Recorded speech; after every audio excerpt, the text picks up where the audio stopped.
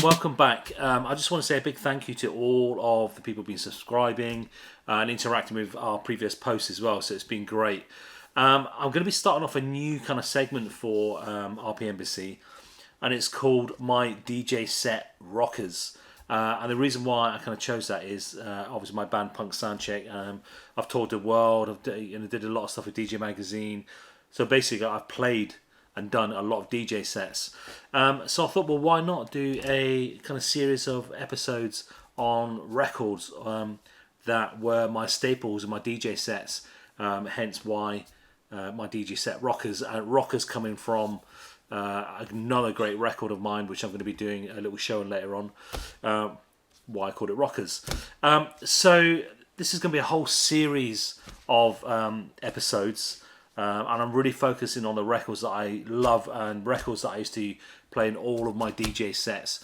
From Brazil to Russia to China to Japan, in front of thousands of people. There's always a handful of records I knew I could pull up at any point. So I'm going to be going through them. Let me know what you think. Did it rock your sets? Or even tell me what tracks are rocking your set, who are still rocking your sets.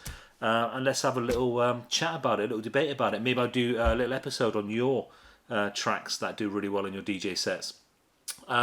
So my first record I'm going to choose, now I have 4 copies of this record, and the reason being, I always thought it was a myth when people were saying, oh my god, I've worn my record out.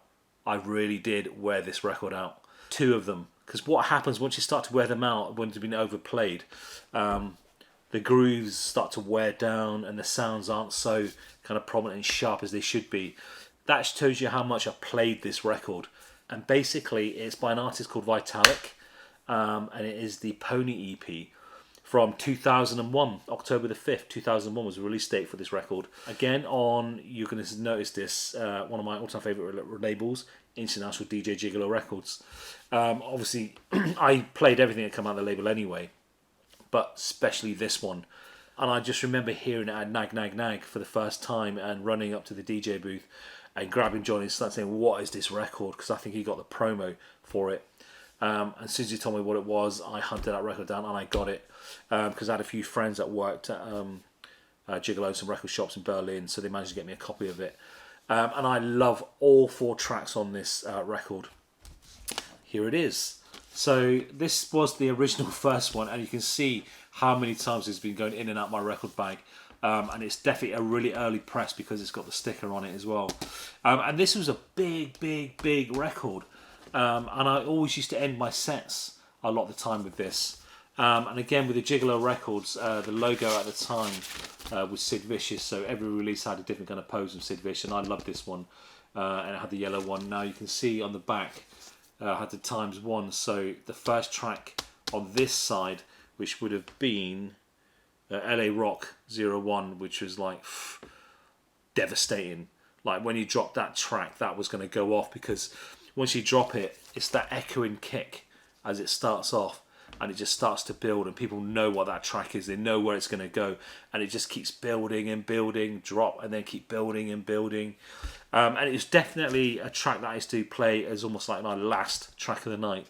And it doesn't matter where you played it, who you played it for, this would always get the reaction, because it's just an incredible piece of vinyl. So it came out in 2001 on Gigolo Records, and how that came about was Vitalic, or Pascal as his real name is, was DJing with the Hacker at some point somewhere. And a Hacker basically said to him, send your stuff to DJ Hell. So he sent this record, signed it, and this record was on so many compilations and rock compilations as well. And that's how wide kind of spreading this record was. All the 4 tracks on this are just incredible. Poney Part 1, Poney Part 2, LA Rock 01, which is the one that was a go-to for me. You Prefer Cocaine was the second track on that side. All of these tracks were just incredible. The production was just incredible. I never heard anything like this before.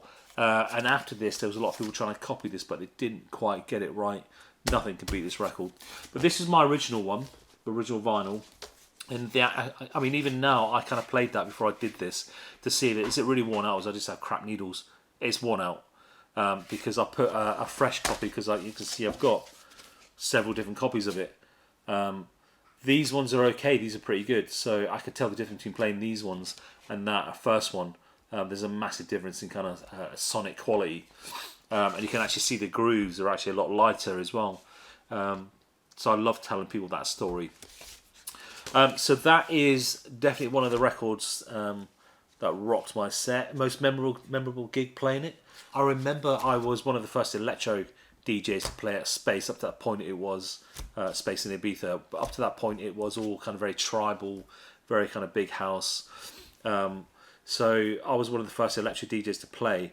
One of the records I'm going to talk about next, not in this session but another episode, was my first track. So literally it was the first electro record we played in this style at Space in Ibiza.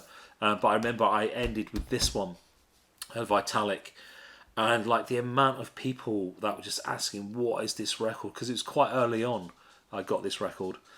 So it's probably playing at either the opening or closing parties of Space and dropping this. And it was probably only about 5:30.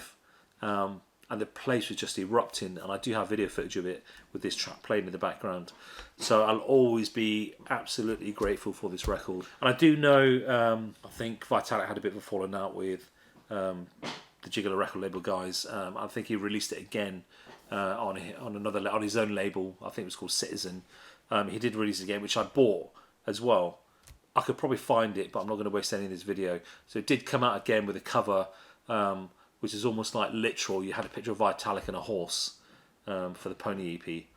But if you haven't heard this, guaranteed you will search the vinyl for this.